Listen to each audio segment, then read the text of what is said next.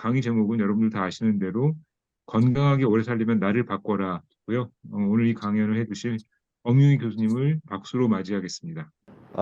오늘 제가 짧은 시간이긴 하지만 어떻게 하면 건강하게 나이를 먹을까라는 제목으로 얘기를 꾸려갈까 합니다. 사실 1시간 동안에 이 얘기를 한다는 거는 뭐 거의 불가능한 얘기지만 제가 준비한 내용을 중심으로 해서 아주 간단하게 말씀을 드려볼까 합니다. 그래서 건강하게 오래 사는 게 중요한데 그냥 병원에 열심히 다니고 약 오래 잘 먹고 하면 건강하게 되는 게 아니라 나 자신의 여러 가지 모든 것을 바꿔야지만 건강하게 산다. 그러니까 본인의 노력이 없이는 건강하게 살기가 쉽지 않다라는 것을 강조해 드리기 위해서 이 말씀을 드리게 됐습니다. 네. 여기 좀 길게 그 영어로 된 이제 문장이 있는데 이것을 보여드리는 이유는 나이를 먹어간다라는 것은 마치 우리가 어디 여행을 가는 것과 똑같다고 생각을 합니다. 그래서 여행을 떠날 때 어떻게 짐을 잘 싸서 떠날 것인가 하는 게 문제인데 문제는 그 백 속에 뭐가 들어있을 것인가.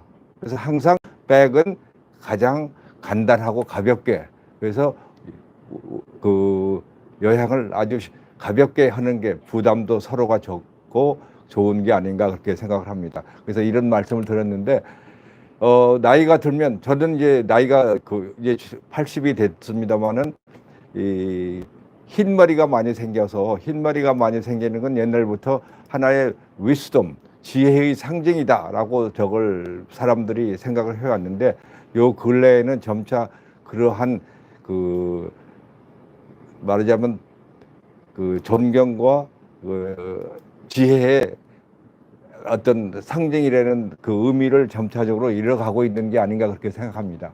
그럼 먼저 간단히 인간의 일생이 어떻게 될 것인가를 한번 살펴보도록 하겠습니다. 이 지금 강의에 참여해 주신 분들이 나이가 드신 분들이 좀 많이 있을 거라고 생각합니다만은 태어나서부터 어머니의 젖을 먹고 그다음에 이유기를 지나서 청소년기, 성년기, 뭐 배우자를 찾고 결혼을 하고 기타 이제 노년에 들어서서 마지막에 죽음에 이르기까지 되는 것이죠. 이러한 과정을 거치는데 우리가 나이를 먹어간다는 것은 무엇일까? 유전학을 전공하는 사람들은 그 유전자에 모든 게 쓰여 있다라고 얘기를 하지만 그 나이를 먹어가는 것에 대해서는 그 원인이 무엇인지 그거는 잘 아직 모르고 있습니다. 그러나 동물과 식물에 상관없이 모든 생명체는 나이를 먹어가고 있죠. 그래서 나이가 들면 어떤 변화가 나올 것인가 생각해 보면 모든 능력에 우선 감소한다라고 이제 생각하시면 되고 그다음에 손상 후에 그것을 복구하는 능력이 감소하고 그다음에 그 우리 몸의 모든 에너지를 만들어 주는 미토콘드리아라는 세포 소체가 있는데 미토콘드리아의 수가 감소를 해서 모든 대사 기능이 떨어진다라고 이제 요약해서 말씀을 드릴 수가 있습니다. 오늘처럼 추운 날씨에는 추위를 많이 탑니다. 나이가 들면 들수록. 그다음에 뭐 다쳤을 때 치유도 잘 안 되고 모든 기능이 감퇴해서 뭐 이걸 일일이 다 나열한다는 거는 별 그렇게 큰 의미가 없을 것 같고 중요한 장기별 변화만 몇 가지를 살펴보도록 하겠습니다. 먼저 피부는 나이가 들면 노화 반점이라는 게 생기죠. 그래서 까만 점이 생겨서 나이가 들어가고 있다라는 걸 알 수 있고 피지선의 활동이 감소해서 피부가 건조해지고 거칠어져 가지고 가려움증이 많아집니다. 연세가 드신 분들은 자연적으로 가려움증이 많아질 수밖에 없는 그런 상황을 가지고 있죠. 그 다음에 근육은 우리가 힘을 쓰는 능력을 가진 게 근육인데 근육의 수가 엄청나게 줄어든다. 저처럼 80세가 되면 근육이 거의 반으로 줄는다라는 걸 갖다가 우리가 알 수가 있습니다. 그 다음에 내분비계의 기능도 감소하고 혈액의 모든 조성 같은 거는 일정하지만 거기에 대해서 새로운 감염이나 이런 것에 대한 대처하는 능력이 점차적으로 줄어들게 되어 있습니다. 그리고 심폐 기능은 10대 때가 최고로 말하자면 효율이 좋고 그 이후는 감소하는 것을 볼 수가 있습니다. 어떤 사람들은 20대가 돼야 최고의 기능을 가진 게 아닌가 생각하지만 그 능력으로 보면 10대 때가 이제 최고로 가지고 있고 그다음에 면역계의 기능도 점차적으로 감소해서 이제 관절염이라든지 이런 여러 가지가 많이 이제 발생합니다. 그리고 이제 호흡기를 보면 그 여러 해로운 물질, 특히 우리나라 같이 매연이 많은 나라에서는 그 호흡 폐가 굉장히 그 손상을 많이 받습니다. 그래서 폐를 어떻게 하면 손상을 적게 받고 오래 지탱을 하느냐도 건강하게 오래 사는 것에 아주 중요한 그 키 팩터라고 볼 수도 있습니다.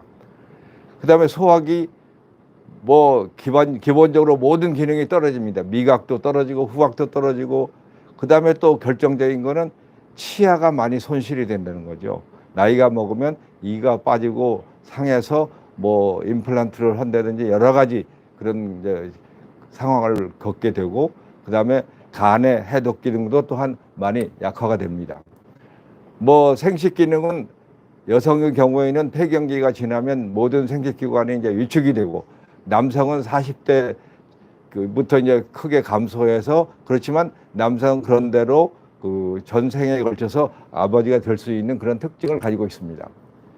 신경계 또한 감소해서 여러 가지 그 모든 그 운동 기능이나 감각 기능이 다 감소하는 걸 볼 수가 있고 특히 시력의 경우에는 70세 이후에 많이 줄어가지고 그 눈을 잘 보지 못한다든지 또 눈물샘의 기능이 약화돼 가지고 안구 건조증, 눈이 건조해서 눈이 마른 그런 현상을 많이 볼 수가 있습니다. 그래서 이러한 여러 가지 그 중추신경계의 기능, 특히 우리가 여기서 이제 주의 있게 잘 봐야 될 건 기억력이 나이가 들면 들수록 엄청나게 감소한다는 사실입니다. 이 그림은 유명한 그 프랑스의 클로드 모넬이라는 그 인상파 화가가 그 일본식 그 나무 다리를 그림으로 그린 것입니다. 왼쪽에 보이는 그림은 비교적 젊은 시절에 본 그 그림이고 오른쪽 그림은 비교적 나이가 든 다음에 그린 그림입니다. 이게 왜 저 대비해서 이걸 보여드리냐면 젊었을 때는 파장이 짧은 색깔들 그러니까 파란색, 그 보라색 이런 색깔들을 잘 볼 수 있는 반면에 나이가 들면 그 기능이 떨어지면서 노란색, 빨간색, 파장의 긴 색깔들을 더 잘 보게 돼 있습니다. 그래서 모네는 자기가 본 대로 그림을 그린 것이죠. 그래서 젊었을 때의 그림과 나이 들어서의 그림은 색깔의 느낌이 차이가 있다는 걸 이제 보여드리려고 이 그림을 보여드렸습니다. 그 다음에 또 모네는 한때 그 다리를 이렇게 그렸습니다. 이게 무엇일까요? 이거는 뭐냐면 모네가 그때 당시에 백내장에 걸려 있어가지고 치료를 하기 전에 백내장에 걸려서 모든 물체가 희미하게 보일 때 그 목조 다리를 그린 것입니다. 근데 다행히도 모네가 이 그림을 그리고 난 뒤에 백내장 치료를 받아가지고 시력이 다시 회복된 것을 이제 우리가 잘 알고 있습니다. 그 다음에 이런 아까도 중요하다고 말씀드렸는데 기억력이 감소가 되고 소실이 되고 그래서 이제 치매까지 이르게 되는데 우리 의식이라고 하는 것은 기억의 기반을 둔 우리 몸의 현상입니다. 그래서 나를 잃어버리는 거가 곧 기억을 잃어버리는 것이죠. 그래서 기억이 잃어버리면 나를 잃어버리고 그게 종국에 가서는 치매까지 가게 되는 것입니다.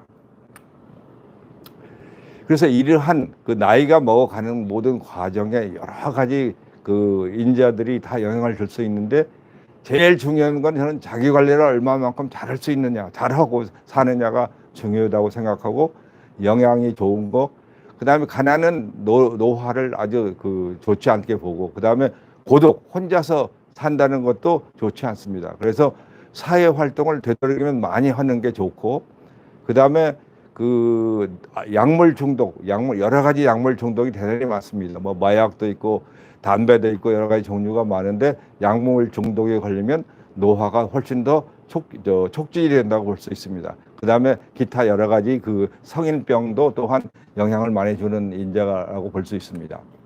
그래서 오늘 제가 말씀드린 것의 주된 내용은 오래 사는 거가 중요한 게 아니고 건강하게 사는 것이 중요하다. 그리고 거기에 플러스해서 오래 살 수 있으면 더 좋겠다라는 말씀을 드리고자 합니다. 그러기 위해서는 국가나 사회나 개인이 방향 설정을 바꿔야 된다라는 저는 그렇게 주장하고 싶습니다. 이 제가 말씀드린 내용의 상당 부분은 1920년대 미국의 그 소위 장수 프로젝트라는 연구를 80년 동안 해서 1920년대부터 2000년도까지 80년 동안 그 연구를 했는데, 이 1920년대에 그 열세 전후의 미국 아동 1,500명을 80년 동안 쭉 추적해서 관찰하고 연구한 그런 그 결과를 보고한 내용입니다. 따라서 그 80년 동안에 연구진도 바뀌고 많은 저거가 바뀌었죠. 그렇지만 그 연구 대상이 되는 사람들은 똑같은 사람들을 가지고 계속해서 연구를 한 내용입니다. 그래서 이제 그런 내용을 들어가기 전에 소위 우리가 건강이라는 게 무엇인가를 갖다가 우선 알고 넘어가야 되지 않을까. 건강이라는 게 흔히들 보면 병이 없는 게 건강이다라고 이제 생각할 수 있는데, 그게 아니고 육체적인, 정신적인, 그리고 사회적인 웰빙 상태가 바로 건강이다라고 세계보건기구에서는 그렇게 정의를 내렸습니다. 그러니까 우리는 흔히들 그냥 건강이다 그러면 육체적인, 정신적인 건강이 아닌가 하는데, 저는 여기서 사회적인 웰빙이 더 그건 못지않게 중요하다는 것을 말씀드리고 싶습니다. 그리고 이제 그동안에 저는 이제 그 두 가지 일반 대중을 위한 책을 아까 소개 말씀에서도 말씀을 해 주셨지만, 내 몸 공부하고 건강 공부라는 걸 써서 일반인들이 좀 더 우리 몸을 잘 알고 우리 몸의 건강을 위해서 어떻게 하면 좋겠다라는 그 책을 이제 쓴 적이 있습니다. 그래서 그 우리 몸의 그 원리를 아는 게 무병장수의 첫 단추다라고 이제 그 신문 기사에서도 나왔었습니다만은, 우리가 우리 몸을 좀 더 알아야 된다라는 거가 이제 기본 저거가 되겠습니다. 그리고 우리는 그동안에 어떤 환경하에 있었냐면, DNA가, 유전자가 모든 것을 결정짓는다라는 유전자 결정론의 세상에 살고 있었습니다. 거의 지금 한 80년 동안 전 세계가 유전자가 모든 것을 이룬다라는 그런 그 사고 방식에서 살고 있었는데, 지금 점차적으로 그 학설이 지금 깨지고 있습니다. 그래서 보편적인 생활 습관이나 환경이나 이런 거가 유전자의 그 발현에 지대한 영향을 끼친다. 그래서 저는 여기다가 제목을, 여러분 스스로는 유전공학자다. 유전자의 발현을 여러분 스스로가 조절할 수 있다라는 얘기입니다.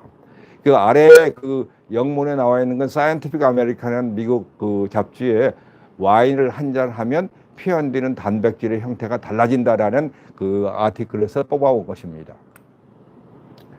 그래서 건강한 삶을 위해서는, 건강하게 오래 살려면 나를 먼저 바꿔라. 그래서 첫째, 좋은 음식, 올바른 음식을 먹어야 되고 생활 습관을 잘 갖춰야 되고, 그다음에 이게 굉장히 어려운 문제이기도 하지만 나를 잃지 않으려는 노력을 해야 된다. 이 나를, 그게 뭐 뜻대로 되는 게 아니죠. 나를 잃게 되면 바로 이제 치매가 돼서 내가 누구인지 모르는 그런 상황까지 가게 되는데, 이 지금 현대 사회에 가장 해결이 되지 않는 그 난치의 그 질병이라고 볼 수도 있습니다. 그다음에 네 번째는, 좀 더 우리가 잘 살기 위해서는 환경이 좋아야 되겠다. 그래서 그 환경 중에서도 지금 현재 우리나라에서 가장 큰 문제가 되어 있으면서도 전혀 사회적으로 각광을 받지 못하고 있는 게 저는 미세먼지라고 생각합니다. 미세먼지는 당장에 위험한 무슨 증상을 나타내는 게 아니지만 10년, 20년, 30년에 걸쳐서 아주 좋지 않는 그런 나쁜 그 결과를 초래할 수 있기 때문에, 이 미세먼지를 줄일 수 있는 모든 노력을 해야 되는데, 유감스럽게도 우리나라에서는 지금 미세먼지를 감소시키려는 노력이 거의 행해져 있지 않습니다. 그래서 우리의 현실을 한번 간단히 살펴보고 넘어가겠습니다. 일반적으로 전 세계로 보면 그 약 그 50%의 사람이 심혈관 질환, 소위 만성병인 심혈관 질환으로 사망을 하고, 약 21%가 암으로 사망합니다. 이게 이제 전 세계적인 추세인데, 우리나라는 그것과는 반대로 압도적으로 암이 제 1등입니다. 남성의 경우도 그렇고 여성의 경우도 그렇고 암의 1등이고 그 다음에 순환계 질환이 2등입니다. 그래서 암의 경우를 한번 살펴보면 그 어느 암이 가장 많은가? 우리 저 학생 때나 이럴 때 젊었을 때는 소화기 계통의 암이 제일 많았습니다. 근데 지금도 물론 소화기 계통의 암이 적은 것은 아닌데 이 압도적으로 많은 것을 증가하고 있는 것은 폐암입니다. 그 말 자체는 우리가 숨을 쉬고 있는 공기 환경이 좋지 않다는 것을 얘기를 해주고 있습니다. 그리고 우리가 2030년을 예측해 보면 지금보다도 훨씬 폐암이 많을 거라고 생각되고 남과 여를 다 불문하고 그렇게 예측을 하고 있습니다. 폐암이 암 중에서 가장 많은 사망률을 갖게 될 그런 시대로 가고 있다라고 이제 보고 있는데 그걸 소위 개선하려는 지금 방안도 마땅치 않고 노력도 보여주고 있지 않습니다. 그런 반면에 우리나라의 그 한국인의 기대 수명은 굉장히 길어졌습니다. 70년대 60세 정도에 있던 게 지금 80세 정도로 늘었습니다. 거의 20년이 증가를 했어요. 여성이 좀 더 오래 살고 남성이 좀 짧게 살고 그래서 건강 수명 그런데 기대 수명은 이렇게 20년 늘었는데 건강 수명 소위 건강하게 살다가 죽는 그런 수명은 74세, 71세로 10년 이상의 격차가 납니다.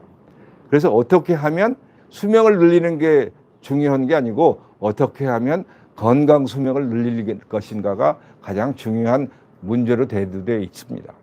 그래서 건강 수명이 이제 문제가 되면서 전 세계의 사람들의 사망 원인을 한번 살펴보면 여기 분홍색으로 보이는 게 대부분을 차지하고 있습니다. 이 말은 뭐냐면 이 분홍색으로 된 나라들은 사망 원인 1등이 심장 질환이라는 뜻입니다. 그러니까 세계 대부분의 나라는 사망 원인 1등이 심장 질환입니다. 그리고 여기 파랗게 옅은 파란색으로 보이는 게 우리나라, 중국, 그다음에 저 스페인, 저 프랑스 이쪽이 이제 파란색인데 거기는 암이 많습니다. 아주 이제 좀 예외적인 그런 국민이고 북한이나 그다음에 이 짙은 파란색으로 보이는 것은 결핵 같은 그 전염성 질환이 사망 원인 1등을 이제 보여주고 있습니다. 그래서 이런 우리나라에서는 암이 많기 때문에 암에 대해서는 많이 생각해야 되는데 그 건강하게 살기 위해서 그동안에 우리는 어떻게 해왔는가 우리가 스스로 반성을 좀 해야 된다 그렇게 생각합니다. 그래서 그동안에 우리는 경제 제일주의 이기적이고 자기중심적이고 그다음에 편리성 위주로 우리는 살아왔습니다. 얼마만큼 그 편리하게 뭐냐면 미세먼지 거의 뭐 세계 1, 2등 몇 등 안에 들고 화학물질 남용 그다음에 항생제 남용은 지금도 1등입니다. 그다음에 자살률 압도적으로 지금 우리나라가 1등입니다. 이런 여러 가지의 문제는 바로 우리가 살아온 것의 결과라고 생각을 합니다.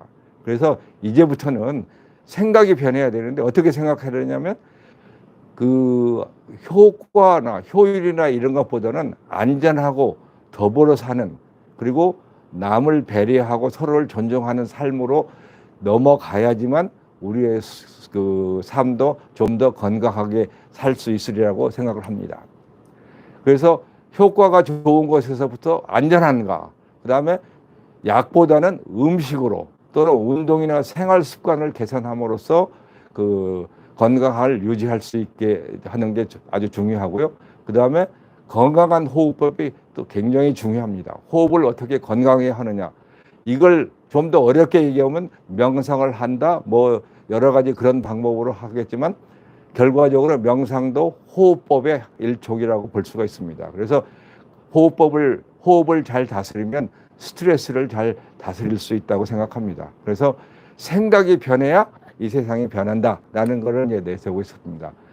근데 우리가 그동안에 지금도 아직도 그렇겠지만 학교에서의 시험 문제가 멀티플 초이스입니다. 뭔가가 옳은 게 하나 있는 걸로 돼 있죠. 그리고 몸과 마음이 대립적인 개념인 것처럼 선과 악이 대립적인 것처럼 그다음에 건강과 질병이 마치 대립적인 개념처럼 생각하는데 과연 그게 그럴까요? 몸과 마음은 하나죠.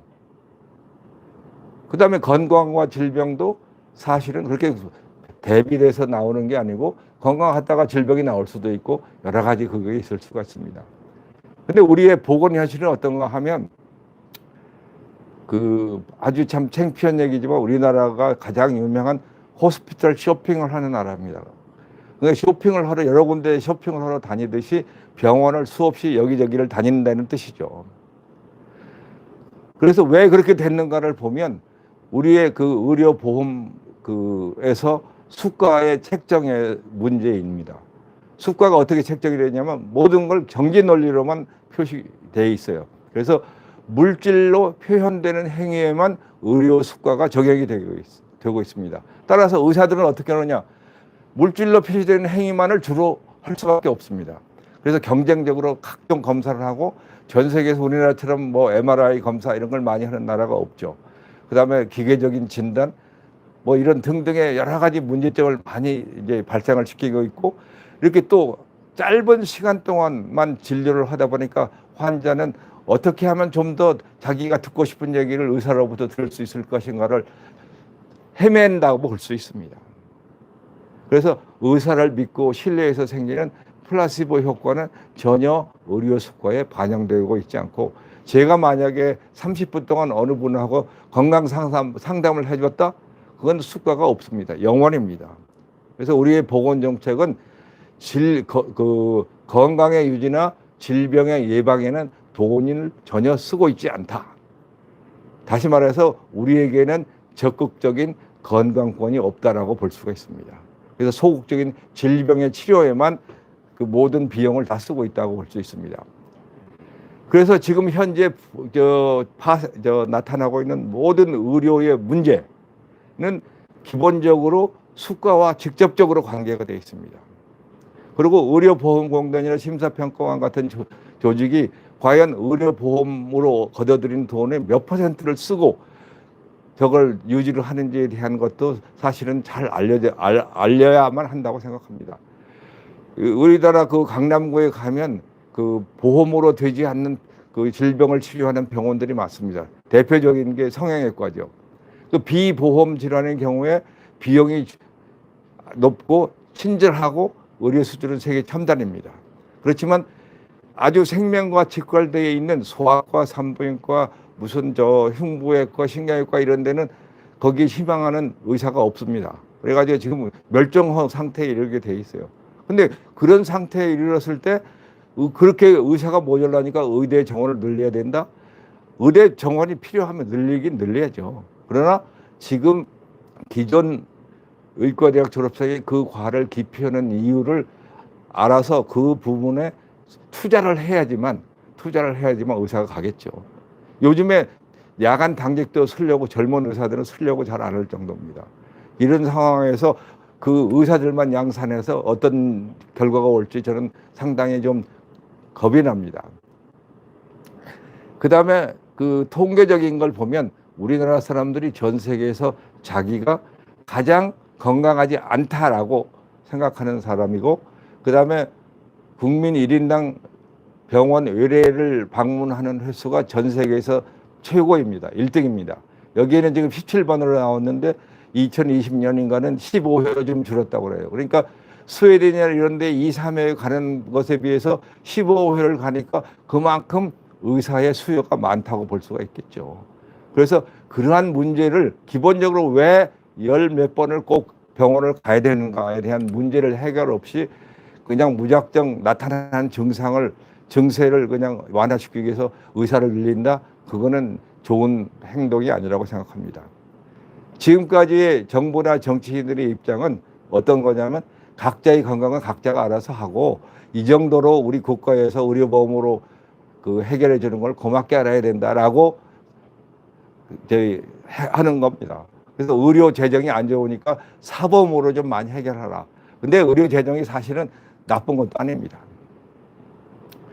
2021년, 2022년에 의료보험, 건강보험이 다 흑자를 냈습니다.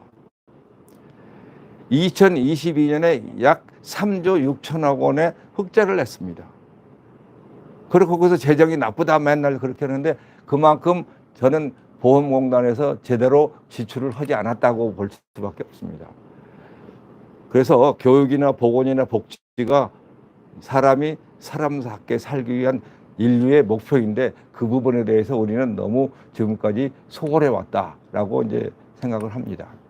그러면 먼저 본론에 들어가서 어떻게 그러면 먹고 살 것인가, 어떻게 좋은 것을 먹고 살 것인가, 그런 문제를 말씀을 드리고 싶습니다. 건강하게 먹고 산다는 것은 좋은 건 먹고 나쁜 건 안 먹고 적당하고 바르게 먹는 게 가장 중요한 것이죠.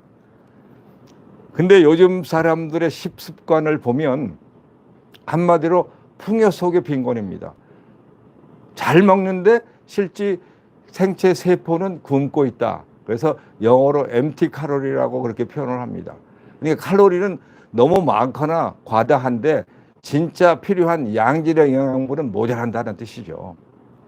그래서 풍요 속의 빈곤을 깨야 되고 어떻게 하면 잘 먹을 것인가. 음식은 약보다 나은 보약이다라는 것은 이미 동서양에서 잘 알려진 사실입니다. 그래서 좋은 음식을 잘 먹고 하는 거가 가장 중요하다.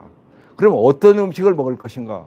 근데 지금 현대 사회가 외모지상주의 또 다이어트에 의존해서 날씬한 몸매를 갖는 그런 데 노력을 하고 있는데 그런 노력을 자기 자신의 그 습관을 바꾸는 데 매진했으면 훨씬 더 건강한 몸의 상태를 유지할 수 있을 것이라고 봅니다. 그리고 각종 식이요법이 다 많이 있을 건데 저는 모든 사람에게 다 완벽한 식이요법은 없다라고 생각합니다. 자기 자신에게 맞는 식이요법을 자기 스스로 찾아가야 되는 거라고 이제 생각을 합니다. 그리고 여기 잠깐 나왔습니다. 저희가 의과대학 다닐 때 60년대에 사카린이 발암물질이라고 해가지고 전 세계의 사카린을 판매 금지를 시켰습니다. 그런데 최근에 다시 사카린이 다시 살아나서 사카린처럼 좋은 감미료가 없다.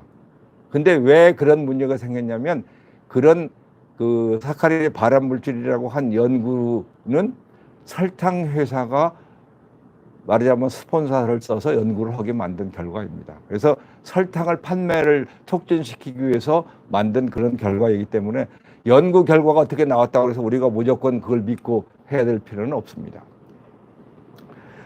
그래서 어떤 걸 가장 좋은가, 설도 많고 여러분들 유튜브 보시면 온갖 저거가 다 많죠. 그렇지만 장수하는 사람들의 그 음식 패턴을 조사해 보면 에스키모인이 장수를 하는데 에스키모는 주식이 고기입니다. 그러니까 고단백 고지방의 음식이니까 요즘 그 기준으로 하면 좋지 않죠.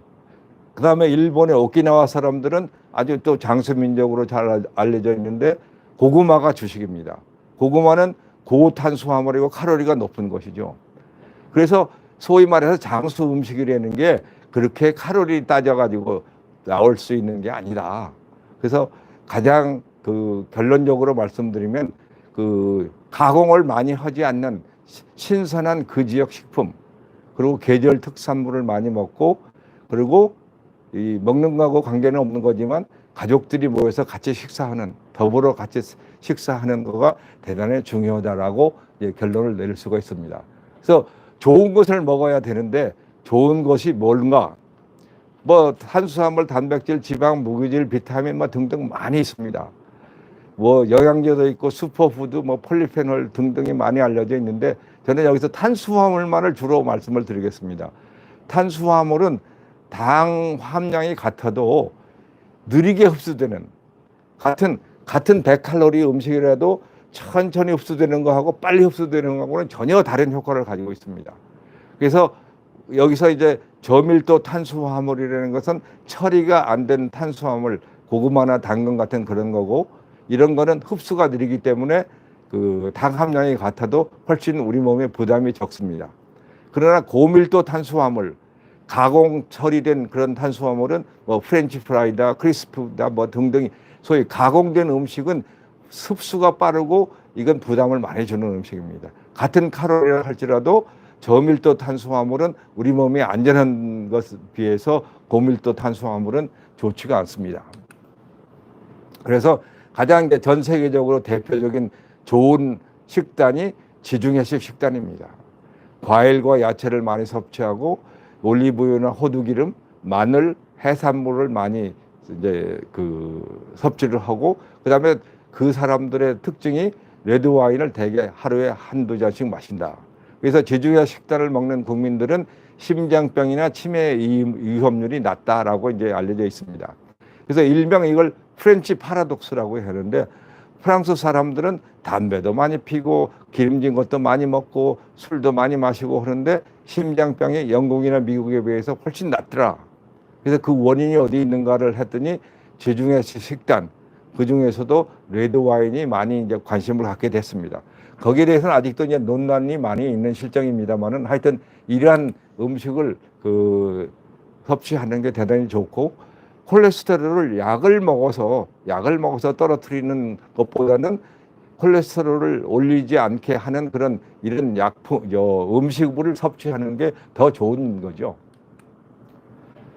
그 다음에 술과 커피 그리고 물은 우리 음식물 중에서 대단히 중요한 저것입니다. 그래서 와인의 경우에서 보면, 와인은 특히 적포도에는 천여 가지의 성분이 있습니다. 그래서 이런 성분들이 건강과 밀접한 관계가 있다고 이제 그렇게 알려져 있고, 커피도 하루 한두 잔의 커피, 특히 오전에 마시는 커피는 뇌 건강에 좋은 걸로 그렇게 되어 있습니다. 나이가 드신 분들은 커피를 이제 오후에 마시면 수면을 방해하기 때문에 오후에는 되도록 안 드시는 게 좋죠. 그래서 저는 이제 와인에 관심을 많이 가지고 있어가지고 그 와인과 건강에 대한 그런 칼럼이나 이런 걸 많이 써봤었습니다. 그리고 그 와인이 그 심장병이나 암, 감기, 기타 여러 가지 질병에도 효과가 있다고 그렇게 알려져 있습니다. 요 근래 젊은 분들은 위스키를 가지고 하이볼을 만들어서 마시는 경우가 많은데, 제가 볼 때는 그거는 완전히 일본 사람들의 상술에 넘어간 거라고 생각합니다. 그래서 위스키도 일본 위스키를 넣어서 먹어야지만 맛이 있는 것처럼 그렇게 이제 분위기가 그렇게 흘러가고 있는데, 저는 참 잘 이해를 못 하겠습니다. 그 다음에 많은 분들이 물을 많이 마셔라. 하루에 1.2리터에서 2리터까지를 더 마셔라. 그렇게 이제 권하고 있는데, 물을 많이 마시면 뭐가 좋을까? 과학적으로는 거기에 대한 뚜렷한 답변이 없습니다. 근데 여기서 물이라고 하는 것 중에 스포츠 음료나 콜라나 주스는 이거는 여기 물에 해당이 안 됩니다. 그리고 또 살이 찔까 봐 겁내시는 분들은 제로 칼로리 소프트 드링크를 마시는데, 제로 칼로리는 오히려 좋지 않은 걸로 되어 있어요. 왜냐하면 제로 칼로리를 만들기 위해서 각종 화학 반응을 다 일으켰기 때문에, 그건 말하자면 화학 물질이 많은 드링크를 마시는 거나 마찬가지죠. 디카프 커피나 비슷한 그런 효과라고 볼 수 있습니다. 물은 또 어떤 게 좋을까요? 아까도 이제 물이 얼마나 마시는 게 좋은가. 근데 우리 몸의 75% 정도, 70% 정도가 물이기 때문에 좋은 물을 마시는 게 굉장히 중요한데, 순수한 물이 마시기에 좋은 물은 아닙니다. 그러니까 몇 차 증류를 해서 3차 증류수를 해서 그 물을 가지고 그 물을 먹는 게 가장 좋은 게 아닌가? 저는 그렇게 생각하지 않습니다. 그 물이 그냥 순수화되는 것이지 전혀 인체에 도움이 된다고 생각하지 않아요. 그래서 그런 물은 저희는 대학 연구실에서 실험하기 위해서 그 3차 증류수를 거의 일생 동안 쭉 만들어서 실험에 사용을 해왔는데, 만약 커피를 그런 물로 탄다면 커피가 맛이 없어서 못 먹습니다. 그래서 가장 좋은 것은 생수를 마시는 게 가장 좋다고 볼 수 있습니다. 그리고 이제 물이 앞으로는 석유 이상의 중요한 자원이 될 거라고 생각합니다. 그래서 물을 어떻게 하면 잘 유지하고 그걸 잘 할 수 있는가, 물의 세계사도 또 잘 알려져 있습니다. 그래서 어떻게 하면 깨끗한 물, 좋은 물을 잘 먹을 수 있을 것인가. 근데 일반적으로 좋은 술이 만들어지는 곳의 물은 좋습니다. 술의 맛은 결국은 물이 맛이기 때문이죠. 그 다음에 이제 아주 중요한 말씀을 지금 드리려고 하는데, 그건 뭐냐면, 여러 가지 종류의 음식이 다 많지만 자기 자신의 몸속에 있는 장내 세균이 좋아하는 음식을 먹어라 그런 겁니다. 그래서 장내 세균이 좋아하는 음식이 뭐냐? 소위 말해서 많은 사람들이 건강식품이라고 얘기하는 게 장내 세균이 좋아하는 음식입니다. 채소나 과일, 뭐 폴리페놀, 뭐 이런 것들이 다 장내 세균이 좋아하는 음식이에요. 그래서 이 장내 세균이 왜 그렇게 중요한가? 장내 세균이 굉장히 중요하고 우리 몸의 세포보다도 장내 세균이 훨씬 더 우리 몸의 속에 있는 세균이 훨씬 더 많을 정도입니다. 그리고 그 현재 아직도 이제 연구가 진행 중인데 장내 세균의 패턴이 인간 사람에게서 약 3가지, 4가지 패턴으로 나눌 수 있다고 그래요. 사람들이 옛날부터 서너 가지로 패턴을 나누는 걸 참 좋아했는데 이 세균도 우리 몸속에 있는 세균도 그런 패턴이 있다라는 거가 아주 흥미로운 사실입니다. 그 요즘에 흔히들 세균은 우리의 적이다라고 얘기를 하지만 그 우리 인체 속에 있는 우리 몸의 세포 수는 약 1경계입니다. 근데 우리 몸 속에 있는 세포 수는 그보다 10배 많은 10경계가 되어 있습니다. 우리는 10경 마리의 세균을 먹여 살려야 됩니다. 그 우리 인체의 세포만 살아서는 안 될 수가 없는 거죠. 그리고 세균은 지구상에서 가장 먼저 생긴 생명체고 우리는 그 세균의 덕을 보고 사는 그런 생명체라고 볼 수 있습니다. 가장 근사한 예로 지금 우리가 호흡을 하고 있는데 산소가 20%, 21%의 산소를 유지하고 있습니다. 그럼 그 21% 산소가 어디서 왔느냐? 세균들이 만들어주는 겁니다. 세균들이 만들어줘서 그런 환경이 만들어진 거죠. 그래서 우리는 그 뒤늦게 세균이 만들어진 환경에 맞게 진화해 나온 그런 생명체라고 볼 수 있습니다. 그래서 장내 세균을 어떻게 하면 잘 살릴 수 있는가가 중요한 그 먹는 것에서의 가장 중요한 그런 이슈라고 볼 수가 있습니다. 아까도 말씀드렸죠. 사람들의 체질이나 이런 걸 4가지로 나누는 걸 좋아했어요. 그리고 실제로 그렇게 돼 있고 그래서 혈액형도 4가지고 사상체질에서 뭐 소음, 소양, 태음, 태양 4체질도 있고 옛날에 히포크라테스가 4체액설을 주장을 했습니다. 4가지 사람의 패턴이 있다. 그래서 사자와 사람과의 관계는 뭐가 있기는 있는데 장내 세균의 패턴도 4가지 종류가 있을지 모르겠습니다.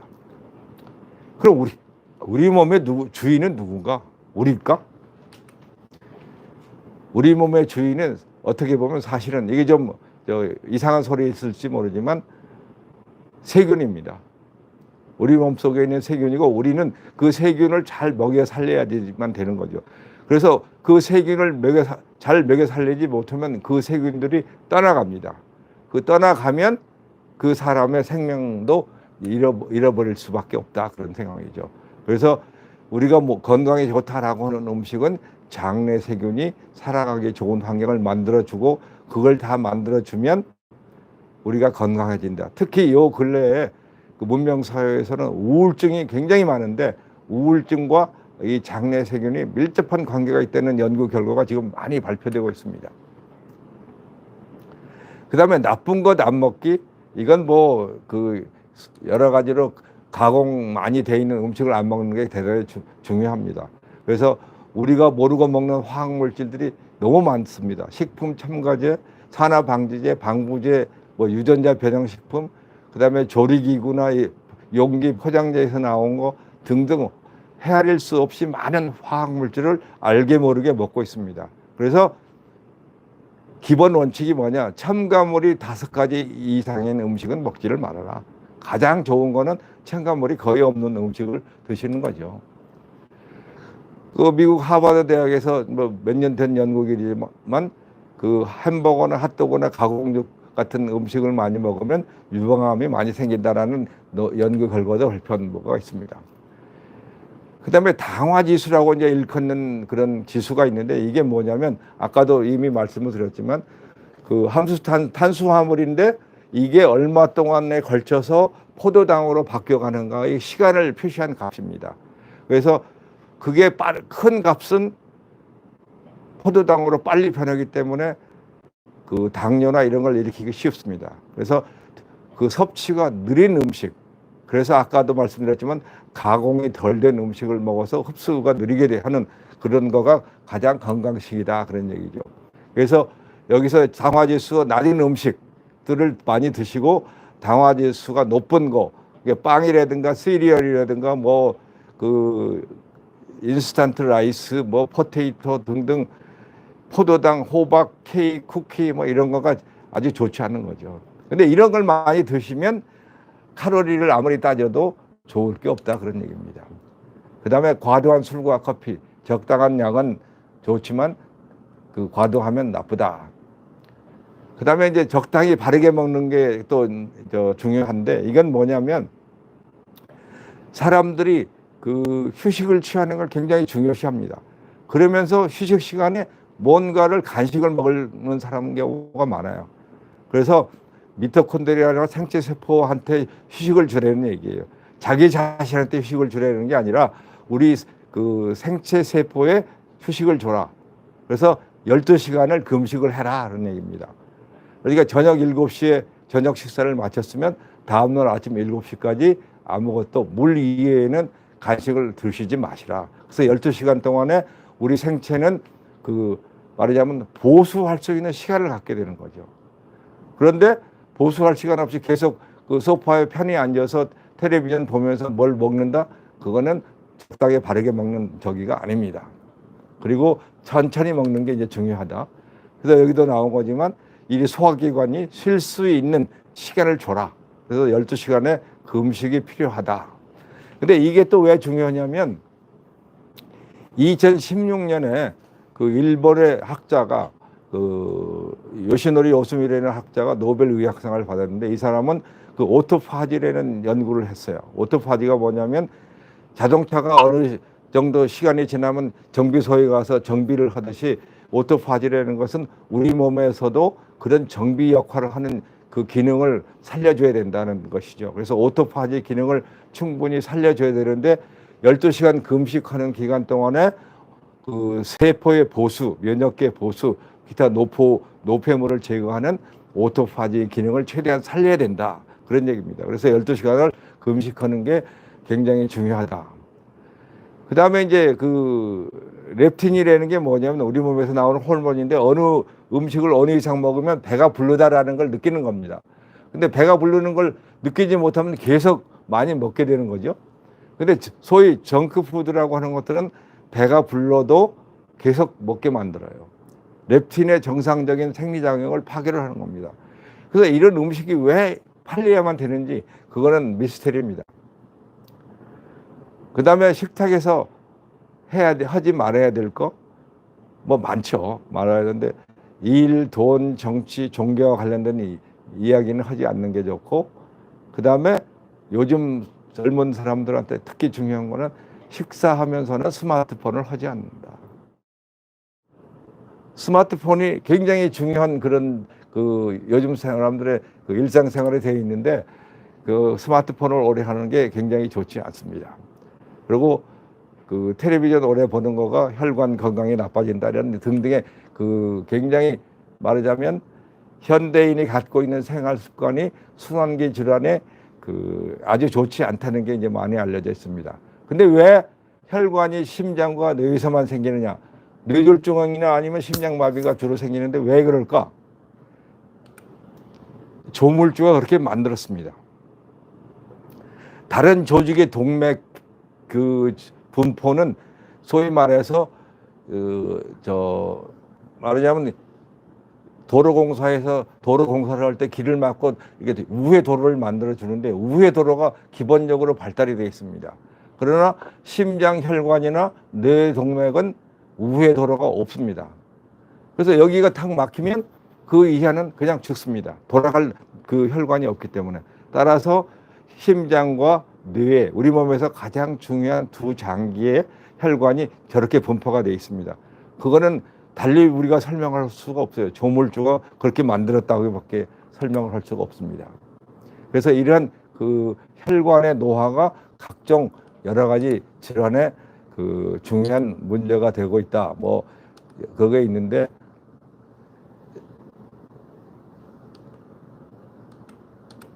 시간 관계상 그 이 옳게 바로 먹기에 대해서는 음식물의 칼로리를 잊어버리고 좀 더 이제 질로 따져보자라는 얘기고, 다이어트에 좋다고 하는 음식도 잊어버리고 저밀도 탄수화물을 주로 섭취하고 무지개 색깔의 과일과 채소를 섭취하고 그 중에서도 이제 장내 세균이 좋아하는 음식을 먹어라. 다른 말로 표현하면 원래 식자재의 형태를 알아볼 수 있는 음식만 드시라 하는 거가 이제 제가 오늘 그 음식물 먹기 위해서의 결론으로 이제 내릴 수 있겠습니다. 그 다음에 두 번째는 내 몸을 지키는 그 생활 습관인데, 일찍이 1950년대에 그 런던의 2층 버스에, 그때는 그 런던 시내 버스가 운전사가 있고 차장이 따로 있었습니다. 그래서 운전사는 운전만 하고 차장은 1층, 2층을 돌아다니면서 그 승객들한테 요금을 받았습니다. 그래서 그 운전사와 그 차장의 그 그룹을 만들어서 그 사람들의 그 결과를 쭉, 심장병에 걸릴 확률을 쭉 그 조사해 보니까 운전사한테서 월등히 높더라는 얘기죠. 적어도 2배 정도 심장병에 잘 걸린다는 게 알려져 있고, 그 다음에 그 인공위성을 쏘아서 무중 상태에 가 있던 그 우주 비행사들이 움직이지 못하기 때문에 또 마찬가지로 그런 병이 많이 생겼습니다. 그래서 그때부터 움직여야 된다, 적게 앉아 있고 많이 움직여라 라는 그런 슬로건이 나타나게 됐습니다. 그래서 오래 앉아 있을 때 생길 수 있는 병 너무 많습니다. 뭔가 병이 다 너무 오래 앉아 있어서 생겼다라고 볼 수가 있습니다.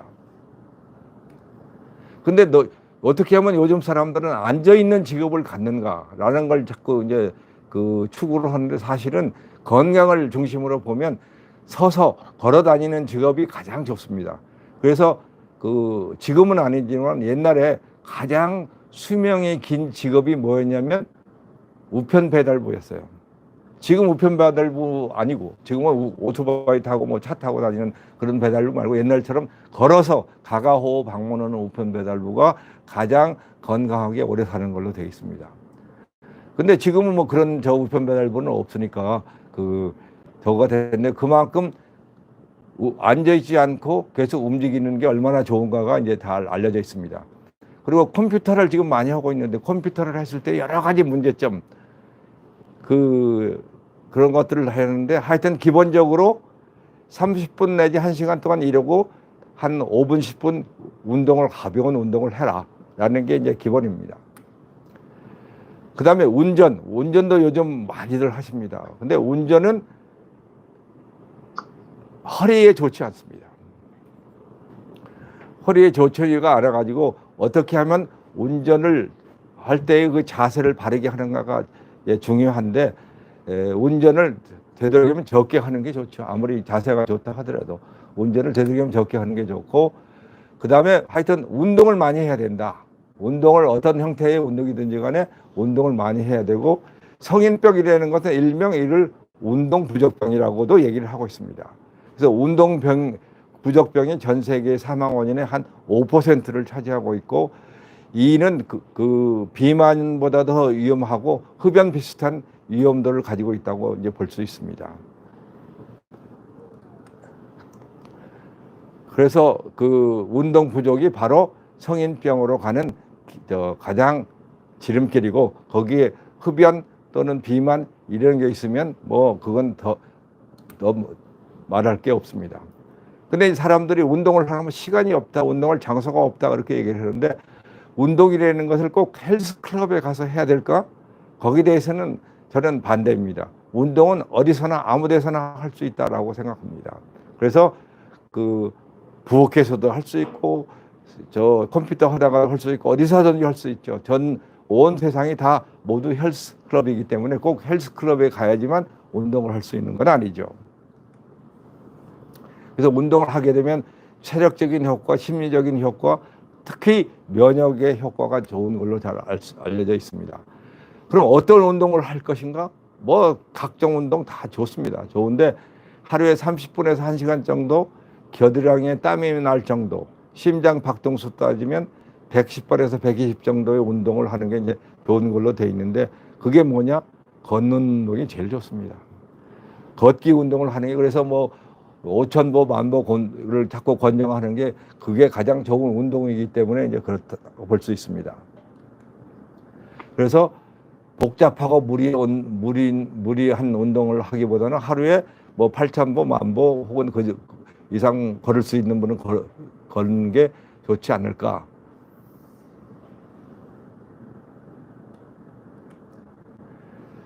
근데 이 걷는 게 10,000보를 걷는 게 쉽지가 않습니다. 특히 이제 대도시 같은 데에서는 그 에스컬레이터도 있고 기타 뭐 저 엘리베이터 등등 해서 그 많은데 되도록이면 걸어서 그러니까 그 버스나 지하철도 목적지보다 미리 좀 내려서 걷는 그런 그 습관을 길리는 게 좋지 않을까 생각하는데 이제 문제는 뭐냐면 우리의 걷는 환경이 아주 나쁩니다. 미세먼지가 높고 걷기에 길이 불편하고 또 사람끼리 어깨를 부딪히는 그런 좋지 않은 길이 있고 그다음에 나이가 드신 분들은 내려가는 길은 피하는 게 좋습니다. 계단 내려가는 거 또 등산하다가 내려오는 내리막길 그거는 관절에 나쁘기 때문에 그거는 아주 피하고 되도록이면 평지를 걷는 게 좋습니다.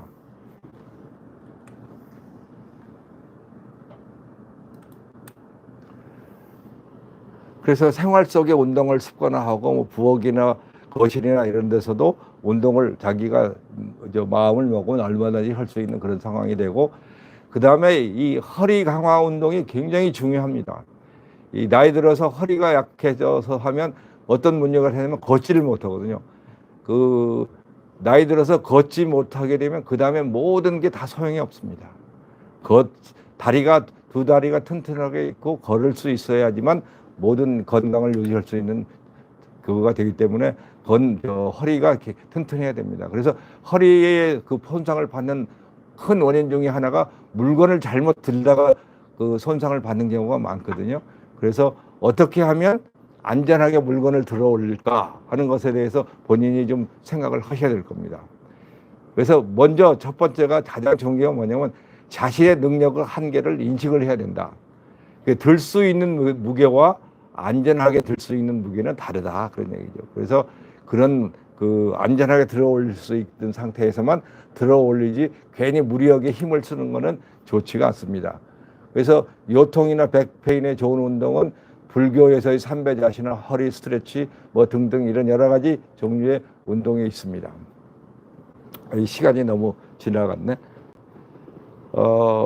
그럼 간단히 제목만 보고 이제 스트레스 다스리는 거는 그 올바른 그 호흡하는 거가 스트레스를 다스리는데 아주 중요한 그런 저겁니다. 그래서 이 스트레스를 잘 다스려야지만 그 건강을 유지하는데 도움을 줄 수 있습니다.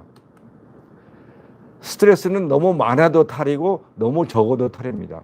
스트레스가 그 많으면 그 급사 위험이 있어가지고 부정맥이나 심근경색이 올 수 있고 너무 적게 되면 면역력이 떨어져서 병에 잘 걸립니다. 무균대지나 이런 거는 일단 균이 있는 곳에 나오면 금방 사망합니다. 그리고 이제 요즘에 아토피 환자가 많은데 그게 그 부모의 과보호와 관계가 있을지 몰라요. 너무 깨끗한 환경에서 자라기 때문에 그런 현상이 생겼을 수도 있습니다. 그 다음에 스트레스는 감수성이 사람마다 다 다릅니다. 그래서 어떤 사람은 굉장히 스트레스로 느끼는데 어떤 사람은 별로 그렇게 느끼지 않는 사람도 있습니다. 그리고 이제 직업과 수명과의 관계도 상당히 이제 의미 있게 나오는데 성직자들이 일반적으로 오래 살고 정치가들이 오래 삽니다. 의사는 건강을 따지는 그런 직업이긴 하지만 의사는 수명이 그렇게 길지 않습니다. 성직자가 오래 사는 건 이해가 되는데 정치가들이 오래 사는 것에 대해서는 그렇게 설명하기가 쉽지는 않은데 아마도 정치가들은 스트레스로 받아들이지 않기 때문에 웬만한 거는 그냥 스트레스로 받아들이지 않기 때문에 그런 상황이 벌어지지 않았나 생각이 됩니다. 그래서 스트레스를 감소시키는 거는 자기 스스로 커피를 마신다, 음악을 듣는다, 뭐 걷는다, 독서를 한다, 노래 부른다, 그림을 그린다, 명상을 한다 등등의 여러 가지 그런 형식의 휴식을 취하는 게 가장 좋다고 생각합니다. 그 요즘 사람들은 SNS가 없으면 살 수 없다시피 저거 하는데 SNS의 가장 큰 문제는 SNS에 올라온 게 다 사실이 아니다 그런 얘기죠. SNS에 올리는 거는 다 모두 대부분 미화해서 올린단 말이죠. 그래서 예민한 청소년들은 그런 걸 보고 말하자면 자기들 더 비관하고 우울증에 빠지고 이런 일들이 굉장히 많습니다. 그래서 그 SNS의 그런 현상을 우리는 false reality, 가짜 현실이라고 얘기를 하는데 청소년들이 그걸 진짜 현실로 받아들이기 때문에 문제가 이제 많이 생길 수가 있습니다. 그래서 이런 스트레스를 줄이는 그 호흡법, 배려하는 마음 등등이 이제 아주 대단히 중요하고 명상이 대단히 중요합니다. 근데 일반적으로 사람은 각종 종류의 비정상적인 마음에 노출이 되어 있습니다. 자기도 어느 저것에 있을 수 있어요. 그래서 조울증, 뭐 각종 병, 우울증, 현대인의 병은 우울증이죠. 그 다음에 또 하나는 사이버 중독입니다. 사이버 인터넷이나 그 핸드폰이 없으면 그냥 안절부절 못하게 하는 것도 다 사이버 중독이라고 볼 수 있습니다. 그래서 이제 가장 흔한 게 우울증인데 우울증이 되면 자살하는 경우가 굉장히 많습니다. 그래서 옛날에 이 왼쪽 그림에서 보이는 거는 옛날에 그 자살률이 세계적으로 자살률이 어땠는가를 보여주고 있습니다. 보면 헝가리하고 일본이 제일 높았습니다. 그때 당시에. 그래서 소위 뭐 글루미 선데이 이런 그 영화에서도 보면 헝가리 사람들은 아무 까닭 없이 자살하기도 합니다. 근데 오른쪽에 그 그림에서 보면 우리나라는 2022년도 통계에 25.2명이 자살하는 걸 돼 있어서 단연코 금메달입니다. 은메달과 엄청난 차이가 납니다. 그래서 이런 그 자살률이 높다는 거는 굉장히 사회가 비정상적으로 돼 있다라고 저는 생각을 합니다. 그래서 이런 마음의 이상을 단순히 개인의 병으로 치부하지 말고 사회적 질병으로 생각해서 사회적으로 대처를 해야 되는데 우리 정부에서 대처하는 거 보면 그 우울증 있는 사람들은 1년에 정신과 환자 몇 번을 더 갈 수 있게 해준다. 그렇게 해서 우울증이 나오면 뭐 이 우울증 걸린 사람이 있겠습니까? 그래서 사회적 처방이 굉장히 중요하고 사회적 격리만이 능사가 아니다. 그래서 공동체에서의 사회활동, 여가활동을 아주 열심히 할 수 있도록 그런 것에 지원하고 스포츠가 저는 굉장히 중요하다고 생각합니다. 축구, 테니스, 뭐 잔디 볼링, 게이트볼, 뭐 원예, 노래교실, 뭐 봉사활동, 재능기회 부여 등등 온갖 종류의 활동을 많이 할 수 있도록 정부가 이런데 그 설선해서 말하자면 경비도 지원하고 이런 일들을 해서 사회적으로 유리되지 않는 고독으로 유리되지 않는 그런 인간들로서 만들어주면 그 사회적 건강이 좋아져서 자살률도 낮아지지 않을까 그렇게 생각을 합니다. 그래서 아까 미국의 장수 프로젝트를 말씀을 드렸는데 80년 동안 한 결론을 말씀을 드리면 자기 관리를 철저하게 한다는 게 아주 중요하고 일생을 같이 할 친구를 사귄다. 그 다음에 과도한 스트레스를 피해야 하기 때문에 성적이 머리가 아무리 좋아도 조기 입학이나 월반을 하지 않는다. 그리고 사회활동을 많이 해서 끊임없이 자기가 다른 사람과 이렇게 교류를 해서 보람을 찾는 게 중요하다. 그 다음에 뭐 장수전자가 어느 정도 관여를 한다는 거는 부정할 수 없다. 그 다음에 이제 가벼운 운동이나 음주, 적당한 스트레스가 오히려 건강하게 나이 먹게 하는데 중요하다. 그 다음에 운도 중요하다는 걸 이제 얘기를 했습니다. 그 다음에 환경, 도 이제 중요하다. 근데 여기서 운이라는 게 왜 그때 이 미국 결과에서 나왔냐면 자기의 의지하고 관계없이 세계대전이 발발해서 군대에 가서 전사를 하게 되니까 이거는 건강하게 장수하는 것과 무관하게 운이 없다고밖에 이제 할 수 없었다. 이제 그런 식으로 이분들은 결론을 내렸습니다. 그다음에 시간이 조금 적었는데 이 나를 잃지 않으려는 노력도 굉장히 중요하다고 합니다. 나를 잃어버리는 게 뭐냐면 치매로 가는 길입니다. 근데 문제는 뭐냐? 확실한 방법이 없다. 가장 효과적인 방법이 확실하게 있는 건 없다. 근데 운동을 열심히 하고 호흡을 개선하고 사회 활동을 열심히 해서 격리가 아닌 사회 속에서 할 수 있도록 사회 처방을 필요한 게 좋은데 우리나라에서는 치매에 걸리면 무조건 요양원에 보내서 격리하게 하는 식인데 그거는 절대로 그 격리 당하는 분들한테 좋은 방법이 아닙니다. 사회 속에서 살 수 있도록 만들어 주는 게 그게 가장 중요한 방법입니다. 그래서 저는 외국에서의 그 나이 많은 사람들이 사는 그 환경도 살펴보고 하는데 우리나라처럼 산 속에다가 그 완전히 격리시켜서 감옥소를 만들어 주는 나라는 제가 보지를 못했습니다. 이거는 지금 그 활동하시는 분들이 자기 눈앞에 치매 환자를 보이지 않게 하는 데는 효과적일지 모르지만 그 환자에게는 전혀 도움이 안 되는 그런 방법이라고 생각합니다. 그래서 어떻게 하면 이 사람들이 사회에 나와서 활동할 수 있을 것인가에 대한 것을 앞으로 우리가 계속해서 연구를 하고 개선해 나가야 된다고 생각합니다. 그래서 나는 우리 몸에 어디에 존재하는가? 어디에 존재할까요? 뇌에 존재할까요? 많은 뇌 연구자들은 뇌에 있다고 생각하는데 뇌에 있다고도 생각할 수밖에 없는 게 기억에 기반을 둔 우리 몸의 현상이기 때문에 뇌가 중요한 역할을 하는 것은 틀림이 없습니다. 그렇지만 그 우리의 의식은 우리 몸 전체가 다 관여를 하는 것입니다. 뇌만 있어서 될 수 있는 게 아니죠. 그래서 나를 잃어버리는 상황으로 가지 않기 위해서 어떻게 하면 될 것인가? 의식이라는 거가 이제 결국은 중요한 문제인데 그 우리 뇌에서 말하자면 새로운 어떤 현상이 생겼을 때 이걸 단기 저장소에다 저장해 놨다가 장기 저장소로 옮겨갑니다. 근데 나이가 들면 들수록 이 단기 저장소의 기억도 잘 안 되고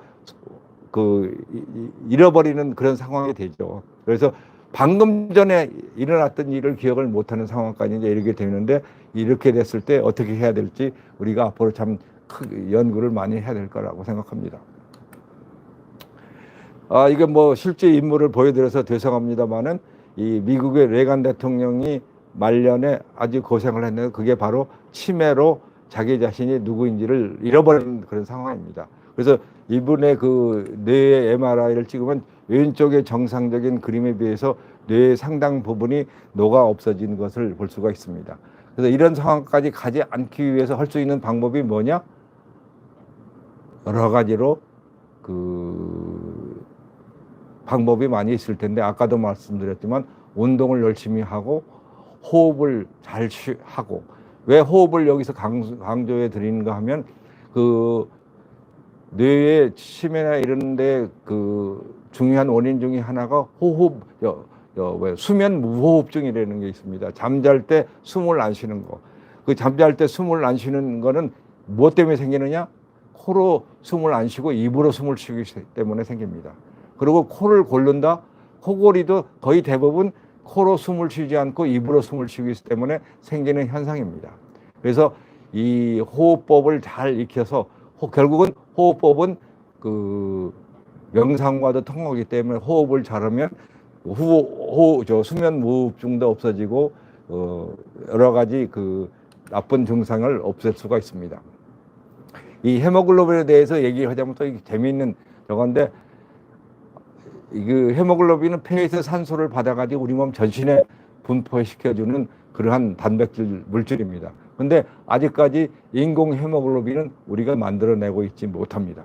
그래서 이 헤모글로빈이 가장 효율적으로 산소 운반을 할 수 있게 만들어주는 게 올바른 호흡법이라고 볼 수가 있습니다. 그래서 요즘에 이런 호흡의 기술이나 호흡을 어떻게 하면 잘할 것인가에 대한 책들이 많이 나와 있고 이런 나를 잃지 않기 위한 방법이 운동을 많이 하고 서로 간에 공동체에서 사회 활동을 많이 하고 여가 활동을 많이 하고 소통을 많이 해서 자기 혼자 외롭게 떨어져 있는 상황을 많이 없애주면 그것도 많이 개선이 될 수 있으리라고 생각합니다. 기타 치아 건강 유지, 양치질을 한다, 치실을 한다, 이게 다 중요하죠. 그 다음에 감기를 예방하는 방법, 그 다음에 화장실을 어떻게 하면 건강하게 할 것인가. 왜냐하면 많은 분들이 화장실에서 사고가 많이 생깁니다. 그러니까 그 너무 힘을 주지 않아야 좋은데 힘을 너무 많이 주면 뇌혈관에 그 손상이 온다든가 그리고 그 여러 가지로 체질이나 이런 것에 잘못될 그런 상황이 많이 있기 때문에 힘을 주는 습관이 있는 분들은 그걸 없애는 방법을 연구를 해야지 그걸 그대로 가지고 있어서는 아주 좋지 않는 그 상황으로까지 갈 수 있습니다.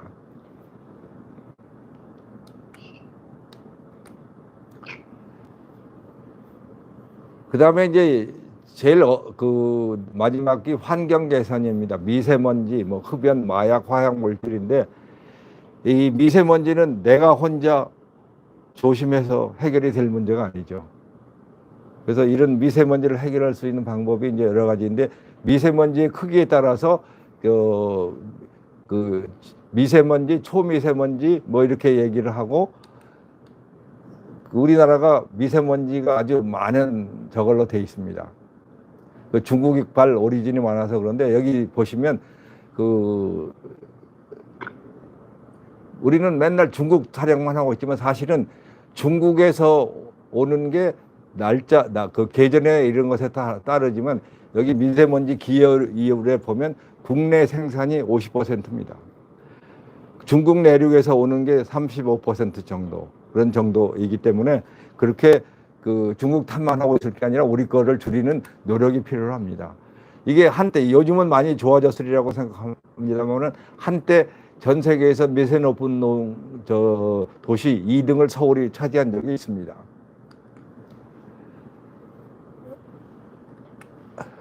그리고 뭐 서울 시내에서도 각 지역마다 이제 차이가 좀 있는 게 있고, 그 다음에 저는 또 이분이 주장하는 것처럼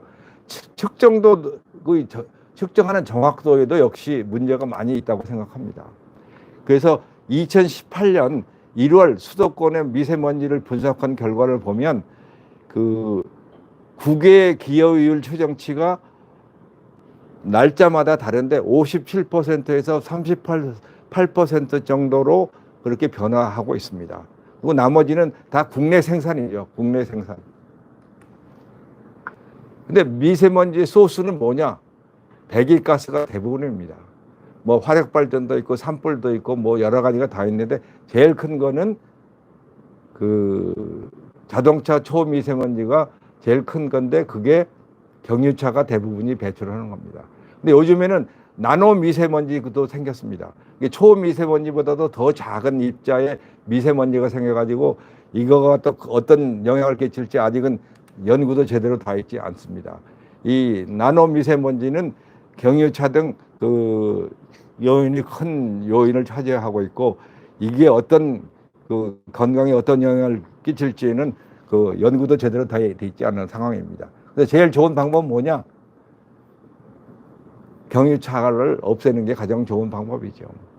그리고 우리나라에서 그 미세먼지 환경이 어떻다라고 이제 그 기상청에서 발표를 하는데 우리나라는 기상청 그 기준이 WHO 세계보건기구 기준부터 높습니다.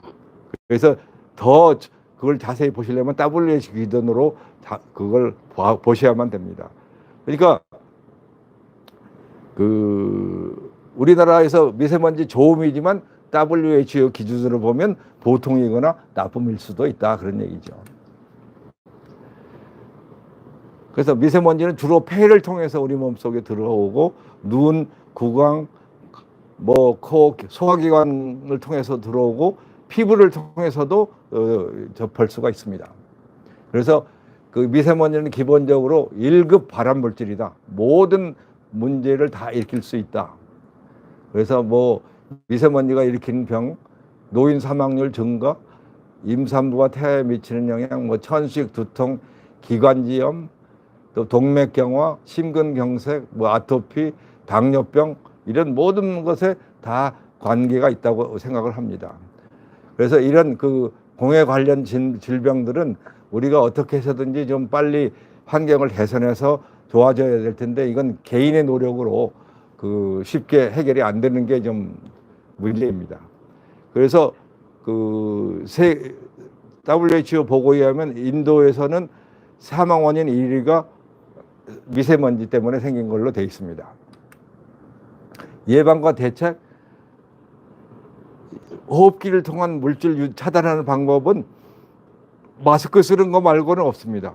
눈을 통해서 유입하는 건 뭐 안경이나 거울을 쓰는 거, 그 다음에 음식 조심 또는 그 피부를 통해서 하는 거는 뭐 화장품이나 세집 증후군을 피하는 방법, 그런 거가 이제 해당이 된다고 볼 수 있고, 예, 마스크는 뭐 우리나라 KF94가 전 세계적으로 아주 유명하죠. KF99라는 게 있는데 99가 이제 더 미세먼지를 잘 걸릴 수 있는데 그거는 호흡하기가 오히려 어렵습니다. 특히 나이 드신 분들은 호흡하기가 어렵고 이동 중에는 그 마스크를 쓰고 호흡을 잘 할 수 없을 정도로 아주 타이트해서 그거는 실용적인 마스크가 아닙니다.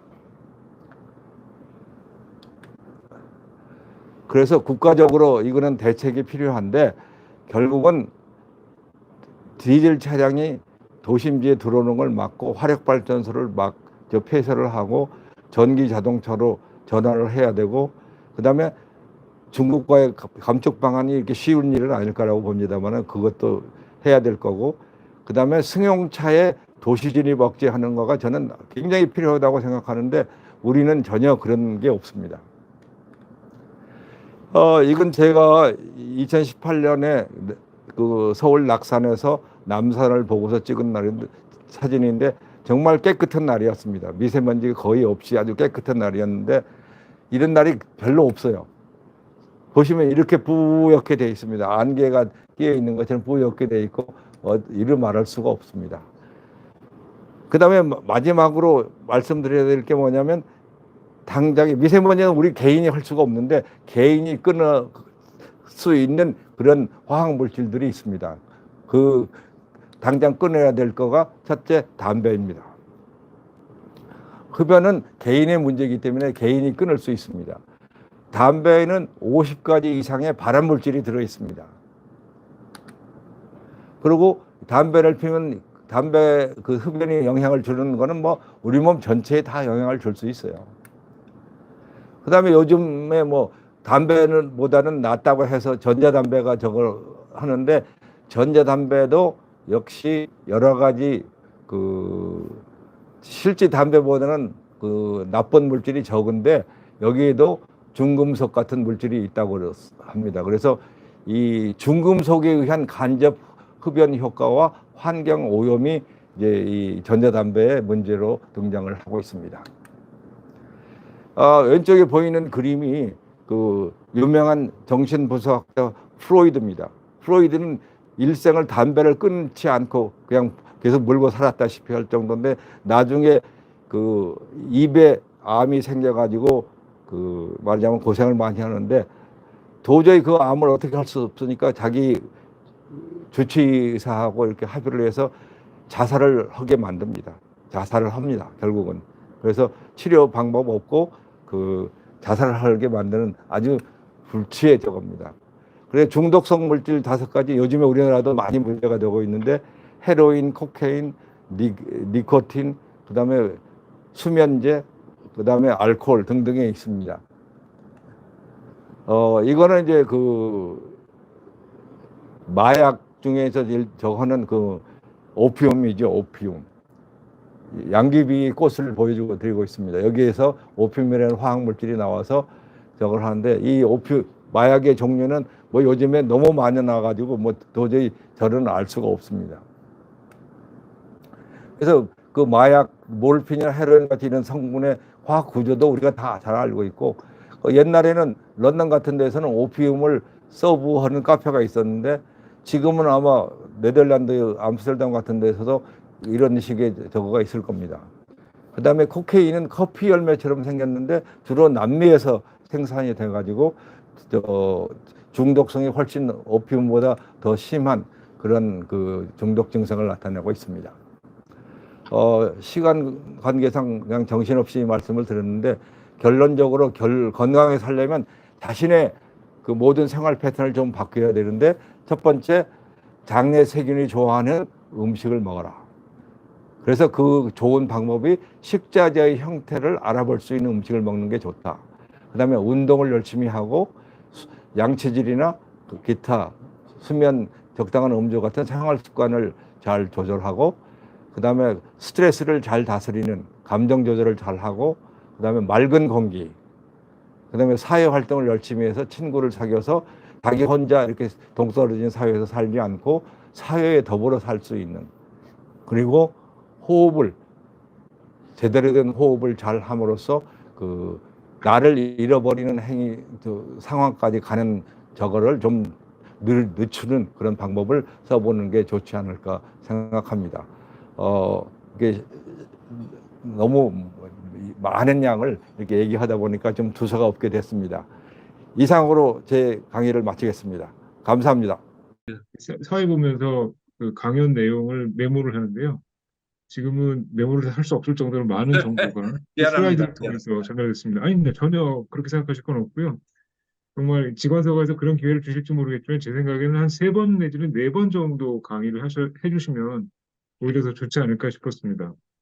예, 지금 많은 분들이 굉장히 감사하다는 말씀도 해주시고 계시고요. 메모하면서 경청했다고 말씀하신 분도 계시고, 사실은 건강은 현대인들이 가장 많은 관심을 가지고 있는 분야이기 때문에 여기저기 굉장히 많은 정보가 있습니다. 특히 이제 유튜브에 엉터리 같은 건강 정보도 많고 한데, 역시 전문가분께서, 진짜 의사 선생님께서 제대로 공부하셔서 말씀해 주시는 얘기다 보니까 어, 어떻게 들으면 당연해 보이지만 정말 중요한 말씀을 가장 체계적으로 해주신 게 아닌가, 이런 생각이 듭니다. 지금 굉장히 많은 분들께서 채팅창에 유익한 강의 너무나 감사드린다, 뭐 유익한 시간이었다, 이런 말씀을 계속 해주고 계시고요. 아까 강의 중에도 한 두어 분께서 질문을 해주셨는데 좀 디테일한 질문이라서 이 질문을 지금 드리는 게 나을지 아니면 나중에 드리는 게 나을지 모르겠습니다. 여러분들 혹시 궁금하신 점 있으면 더 질문해 주셔도 좋겠고요. 어쨌든 이런 강의를 들을 수 있는 기회가 정말 많지 않고, 저는 저도 개인적으로 그 지관서가 분들께 한번 건의를 드려보겠습니다. 내년이나 나중에 교수님께서 기회가 되실 때 시리즈로 몇 번의 강의를 해주시는 게 훨씬 낫지 않을까 싶은 생각도 듭니다. 예, 알겠습니다. 예. 지금 어떤 분께서 강의 자료를 공유해 주실 수 있느냐고 말씀하셨는데, 제 생각에는 이런 소중한 강의 자료는 무료로 받으시면 안 되고요. 교수님의 팁을 찾아 읽으시는 게 제일 좋을 것 같습니다. 예, 지금 또 자주 이런 시간을 가지면 좋겠습니다. 건강이 아주 중요한 문제니까요. 라고 김태수님께서 말씀해 주시기도 하셨고요. 지금 이제 많은 분들이 질문보다는 이 감격과 감동에 휩싸여 계시는 것 같은데요. 음, 예, 최미경님께서 몸과 마음이 하나라는 말씀에 공감했어요. 좋은 강의 시리즈로 꼭 부탁드려요라는 말씀 역시 해주셨습니다. 저하고 비슷한 생각 가지시는 분들이 많은 것 같습니다. 일단 그러면 아까 강의하시는 도중에 나왔었던 질문 몇 가지를 드리겠습니다. 네. 하나씩 말씀드리겠습니다. 먼저 그 지중해식 식단 얘기가 나왔을 때 올리브유가 아니라 코코넛 오일은 어떠냐, 이런 질문이 근데 있었습니다. 그 지중해식 그 식단에 그 사람들은 코코넛 우유를 그렇게 많이 쓰는 것 같지 않습니다. 예, 그래서 옳고 그른 걸 떠나서 그 사람들이 현재 하고 있는 그 내용을 말씀을 드린 거니까. 예, 알겠습니다. 그리고 물을 마시는 습관에 대해서 얘기하실 때 따뜻한 소금물 마시는 건 어떤가요? 라는 질문이 있었습니다. 물에 얘기했을 때요. 소금물은 물과는 좀 다릅니다. 그래서 소금물을 많이 마시는 거는 그렇게 바람직하지 않습니다. 그러니까 특별히 자기가 출혈이 있다든가 뭐 체액을 잃어버리는 그런 사고를 당했을 때는 소금물을 먹는 게 필요하지만 보통 사람이 소금물을 먹을 이유는 없다고 봅니다. 그거는 나트륨을 오히려 많이 흡수를 해서 혈압을 올리는 효과가 있을 테니까 바람직한 건 아닙니다. 예, 잘 알겠습니다. 저도 탈수 증상이 있을 때 소금물을 먹으라는 얘기는 들었지만 평소에는 소금물 먹으라는 얘기를 듣지 못했었는데요. 예. 그렇게 말씀해 주셨네요. 그리고 이제 또 한 가지 질문은 유재환님이라는 분이 그 과일과 야채를 많이 섭취하라는 말씀하셨을 때 김치도 야채 섭취에 해당되는가, 채소 섭취에 해당되는가라는 질문이 있었습니다. 김치도 야채에 해당이 되죠. 김치는 굉장히 좋은 건강식품입니다. 알겠습니다. 그리고 또 박명준님이신 것 같은데요. 12시간 금식할 때 커피나 차를 마시는 것은 어떤가라는 질문을 해주셨습니다. 그 커피나 차는 일반적으로 에너지 소스가 되지는 않습니다만은 그 커피나 차에는 뇌를 각성시키는 물질이 들어 있습니다. 그래서 그 수면의 질을 떨어뜨리는 그런 효과를 가지고 있기 때문에 특히 나이가 드신 분들은 그걸 권하고 싶지 않습니다. 예, 알겠습니다. 그러면 이제 금식하는 동안에는 물을 마시는 게 역시 제일 좋겠군요. 예, 예. 예, 알겠습니다. 그리고 이정숙님께서 호흡법이 궁금합니다. 호흡의 기술책에 나오나요? 이런 질문을 해주셨습니다. 호흡법을 배울 수 있는 방법이 있는지 궁금해하시는 것 같은데요. 그래서 제가 그 대표적으로 책을 소개를 해드렸는데 그 책을 보시면 아, 예, 알겠습니다. 그러면 호흡법에 관해서는 아까 소개해 주셨던 그 호흡의 기술이라는 예, 책, 예, 예, 예. 예, 기타 그거 다른 한번, 책들이 다 많습니다. 네. 예, 혹시 그 교수님 책에도 호흡법에 관한 이야기가 나올까요? 저희가 책에는 그걸 자세하게 다루지 않았습니다. 예, 예, 알겠습니다. 그럼 저도 아까 최근에 공부를 하다 보니까 알게 됐습니다. 알겠습니다. 그럼 아마도 다음 책에서는 써주시지 않을까 싶은데요. 일단은 호흡의 기술이라는 책, 아까 네, 보셨던 네. 책이고요. 출판사가 북트리거라고 돼 있었습니다. 그 책을 참고하시면 될 것 같습니다. 그리고 아마도 이게 마지막 질문이 되지 않을까 싶은데요. 박상익님께서 굉장히 중요한 질문을 해주셨습니다. 유튜브의 잘못된 정보, 특히 건강 정보 말씀하시는 것 같은데요. 유튜브의 잘못된 건강 정보를 어떻게 선별할 수 있을까요? 사실 저희는 비전문가이기 때문에 선별하기 쉽지는 않은데요. 그래도 뭔가 요령 같은 게 혹시 있을까? 이건 저도 좀 굉장히 궁금한 사항 중에 하나인 것 같습니다. 어렵습니다. 대답하기 대단히 어려운데 어느 게 옳고 어느 게 그렇다. 그건 참 개중에 유익한 정보도 많이 있을 텐데 그걸 저 자신도 사실은 잘 모르겠습니다. 너무 정보가 많아서 저는 그 정보를 많이 보지를 않기 때문에 그 그냥 여러 사람들 얘기를 듣고 그런 게 굉장히 많다라는 것만 알고는 있는데 이 유튜브를 하면서 자연적으로 좀 과장되고 그런 게 많지 않을까 그렇게 생각이 됩니다. 예, 알겠습니다. 그리고 전문가께서도 알기 힘들다고 말씀하신다면 정말 일반인들은 정말 조심할 수밖에 없을 것 같습니다. 제 경우에는 개인적으로 유튜브에서 주는 건강 정보 중에서 약간 특이한 것들, 그래서 네. 저런 이상한 게 될까 싶은 거에 대해서는 일단 의심을 하는 편이기는 한데요. 그래서 오히려 상식적인 이야기가 더 맞지 않나 이렇게 생각하는 편이기는 한데 이건 뭐 정말 경우에 따라 다르기 때문에 이게 사실 이제 그런 의심스러운 질문이 있으면은 의사 선생님들께 여쭤보거나 이 전문가에게 상담할 수밖에 없을 것 같습니다. 그래서 이제 우리나라의 그 문제 중에 하나가 그 주치의 제도가 없다 보니까 그런 문제가 됐을 때 의사하고 전문가하고 상의를 할 수 있는 루트가 전혀 없어요. 그래서 이제 더 그런 유튜브 정보가 그냥 일반인들한테 직접 전달이 되기 때문에 또 문제가 더 크지 않을까 그렇게 생각합니다. 예, 정말 맞는 말씀이십니다. 이게 정말 우리나라 건강보험에서 꼭 다뤄야 되는 문제라고 저는 생각하는데요. 유럽 같은 경우에는 이제 제가 유럽에서 공부를 하느라고 좀 있어봐서 경험이 있어서 말씀드리지만 주치의라는 게 뭐 부자들이나 정치인이나 이런 사람들만 있는 게 아니라 모든 사람에게 주치의가 배정되어 있더라고요. 그러면 그래서 예, 그러니까 그 주치의가 그 사람이 자기 전문 분야가 아니면 다른 전문가한테 이렇게 소개를 해서 갔다 올 수가 있지만 그 사람의 모든 건강에 대한 거는 그 주치의가 다 파악을 하고 있는 거죠. 예, 맞습니다. 그래서 어떤 경우에는 건강이 아주 나쁘지 않더라도 한 6개월에 한 번 정도 주치의를 만나서 건강을 체크해보는 뭐 이런 경우도 있었던 것 같고요.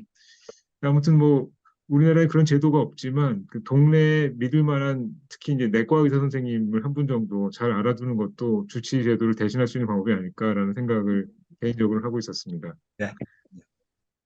예, 오늘 짧은 시간 동안에 정말 1시간 반이 이렇게 짧게 느껴진 것도 제가 처음인 것 같은데요. 짧은 시간 동안 너무나 많은 좋은 내용을 소개해 주신 정말 대단한 강의를 해주신 엄윤 교수님께 다시 한번 마지막으로 감사의 인사를 드리고요. 여러분들께서도 아마 오늘 굉장히 좋은 정보를 많이 얻으셨고 그뿐만 아니라 이렇게 오랫동안 한 분야에 종사하신 분께서 이런 많은 정보를 핵심적인 것만 요약해 주시면 이렇게까지 많은 걸 알게 되는구나. 이건 그냥 아는 게 아니라 어떤 깨달음 같은 느낌까지 드는데요. 그래서 저는 정말 그 직관서가의 많은 관계자분들께 내년에는 꼭 시리즈 강의를 그 부탁을 드려야 되지 않을까. 좀 그 기획을 해주시면 좋지 않을까라는 생각을 다시 한번 말씀을 드리고 싶습니다. 예, 그럼 마지막으로 엄 교수님께 큰 박수를 드리면서 오늘 강연을 마무리하도록 하겠습니다.